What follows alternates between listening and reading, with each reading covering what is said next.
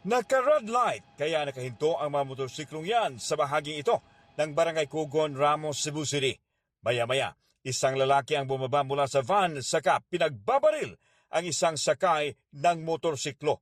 Naisugod pa sa ospital ang 21 anyos na biktima pero idiniklara siyang dead on arrival matapos tamaan sa tagiliran.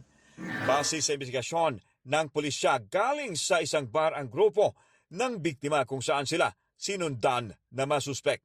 Sa ginawa natin na backtracking tsaka sa investigation na ginagawa natin, sir, mayroon na tayong mga persons of interest. Mayroon na rin kaming mga place na possible na nandun sila. So, currently may mga tracker po tayo ngayon na nagpa-follow up sa mga lugar na kung saan sila ngayon, sir.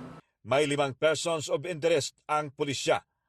Isa sa tinitingnang motibo ng krimen ay illegal na droga na dahilan daw ng pagkakakulong noon ng biktima. Hustisya ang sigaw ng pamilya ng biktima.